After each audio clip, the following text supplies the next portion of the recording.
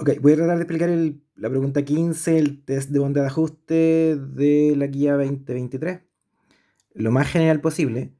En este ejercicio en particular lo que ocurrió es que le dieron casi todos los cálculos hechos. En realidad no es obligatorio que la tabla esté tan completa. Las primeras dos columnas siempre van a ser obligatorias en el enunciado. Las otras dos no necesariamente, así que las tienen que saber calcular. En este caso, obviamente, como eran 6 datos, se los dieron todos por tiempo.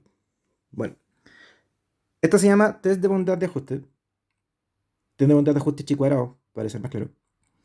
Es un caso particular de test de hipótesis. Sí. Pero la diferencia importante entre este test de hipótesis con todos los demás test de hipótesis que entran en el examen es que este no es un test de hipótesis para un parámetro. Los demás test de hipótesis son para parámetros, o sea, son para rechazar o no un valor para la media, para la varianza, para un p, para un lambda, qué sé yo, para un número. Son para aceptar o rechazar un número. Este test no es para aceptar o rechazar un número, es para aceptar o rechazar un modelo.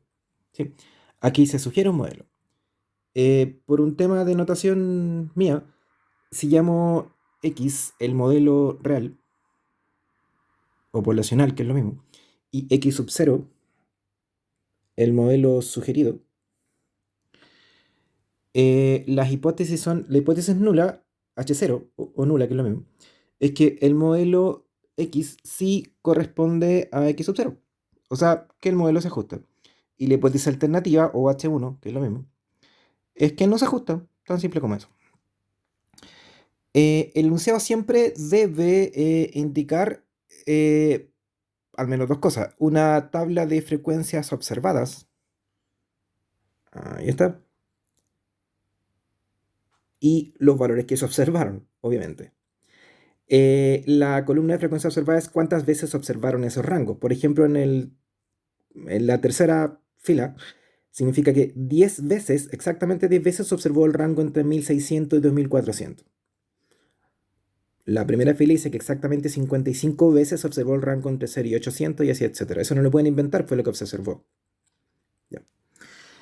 Eh, los pasos que yo recomiendo para hacer el test son, primero, contar el número de clases, voy a llamarlo C minúscula, o categorías, que es lo mismo, que tengan rangos observados distintos. En este caso, C es 6. Hay 6 rangos observados diferentes. Después, calcular el tamaño de la muestra en el caso que no venga indicado sumando la frecuencia observada.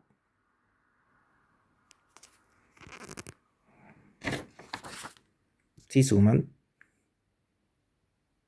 55 más 21, etcétera, le va a dar 100.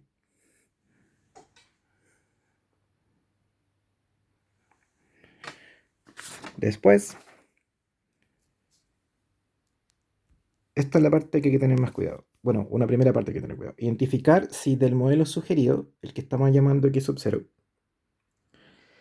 todos sus parámetros propios del modelo vienen indicados o no en la hipótesis nula. O sea, si te dieron todos los parámetros en el enunciado o no. Vamos a llamar D, por poner una letra, D de desconocido.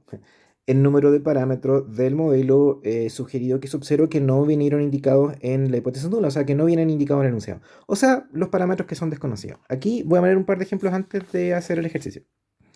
Por ejemplo, supongamos que la hipótesis nula fuera que el modelo sugerido fuera normal.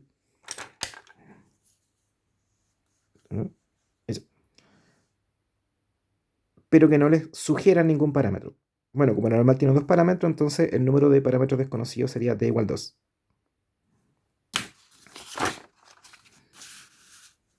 Y en ese caso, el paso siguiente es hacer las estimaciones. Tienen que calcular todas las estimaciones de esos parámetros que son desconocidos porque hay que hacer después unos cálculos de probabilidades con ellos. Y en realidad por dos razones, se calculan por dos razones. Uno porque hay que hacer cálculos de probabilidades con esos parámetros y lo otro es porque afectan en los grados de libertad que hay que usar al final del proceso. Bueno, en el caso que sea normal, Los estimadores usuales que uno debe hacer, si es que no vienen indicados, son esas dos fórmulas de ahí. O sea, el estimador, el gorrito, recuérdense, ese gorrito que se pone en el arriba, significa estimador. Estimador significa aproximador, no es el valor real. Un estimador para la media siempre es la media muestral. Y un estimador para sigma. Ay, me faltó el cuadrado.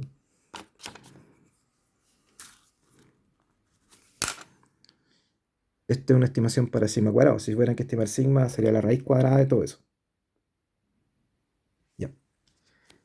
Si, por ejemplo, el modelo sugerido fuera un exponencial de parámetro lambda igual 3, la exponencial tiene un solo parámetro, lambda. Ahí en este caso se los dan, por lo tanto, el de 0. Así que no habría que hacer ninguna estimación porque te dieron todos los parámetros en el enunciado.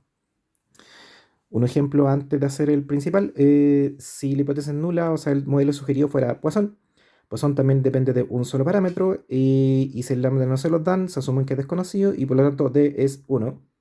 Así que habría que hacer una primera estimación. Y lo usual es estimar lambda simplemente con X barra. Eso también es importante saberlo. Ojo que le estoy diciendo tres estimaciones que son frecuentes. En Poisson el estimador de lambda es X barra, si es que no viene dado. Y de la normal son esos dos de ahí. Ya.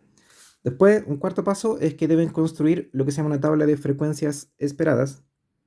Yo lo voy a simbolizar con la letra E. ¿Sí? Y se calcula con esa fórmula. N minúscula por P. Ya, ¿quién es P? Es la probabilidad de que el modelo sugerido cumpla que pertenezca a los rangos que vienen dados. Por ejemplo, como aquí hay 6 rangos, 6 categorías diferentes, habría que calcular todas las probabilidades de que el modelo sugerido, que en este caso era exponencial, pertenezca al intervalo entre 0 y 800, 800 y 1600, qué sé yo. Yo voy a hacer uno para que se entienda un poco mejor. El de la cuarta fila, el 2400 a 3200. Ya está. Si en cierta categoría el rango observado fuera de 2400 a 3200, para un modelo sugerido que estamos suponiendo que es exponencial, eso dice este enunciado. Y el lambda no se lo dieron, pero le dijeron que una estimación para lambda era 1 partido el lambda igual a 1102. Entonces se hizo una estimación y hace que el D es 1. Y hay que recordar dos cosas para hacer los cálculos de probabilidad. Que en el caso que si una variable es exponencial, la función de probabilidad acumulada es esa. Eso hay que saberlo, o si no, calcularlo integrando. Y también que para variables aleatorias continuas, siempre una probabilidad de un intervalo es un menor o igual. Ya. Se puede calcular restando probabilidades acumuladas. Ya. Sabiendo eso, yo lo hice. El P que yo estoy anotando, Px sub i, es la probabilidad de que el modelo pertenezca al intervalo entre 2400 y 3200. O sea, la probabilidad de que el modelo esté en cuenta entre esos dos valores. Y como la exponencial es continua, se puede calcular restando esas dos probabilidades acumuladas. Y yo lo hice, ahí está para el 3200, ahí está para el 2400. El lambda gorro lo dejé expresado momentáneamente, los unos se cancelan y queda así.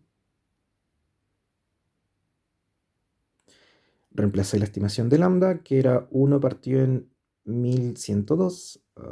Ya está. Lo calculan numéricamente y aproximadamente es eso. 0,05847.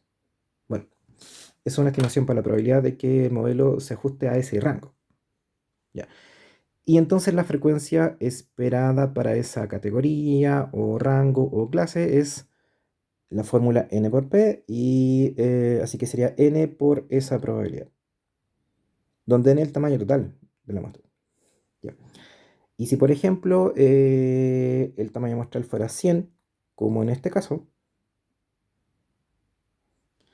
entonces la frecuencia esperada para esa clase o rango observado es aproximadamente 5,847. Y eso es lo que dice ahí en la cuarta fila. Bueno, ahí dice, lo aproximaron a 5,85. Bueno, esto que acabo de hacer yo en una sola fila, en un solo rango, habría que hacerlo 6 veces. Bueno, y por eso como es lento, les dieron los valores. Después se calcula lo más importante, que es el estadístico de prueba de este test. Cada test tiene su propio estadístico de prueba, que se calcula con esa fórmula de ahí. La suma de los O menos los E al cuadrado partido de los E. Lamentablemente esta fórmula no está en el handbook.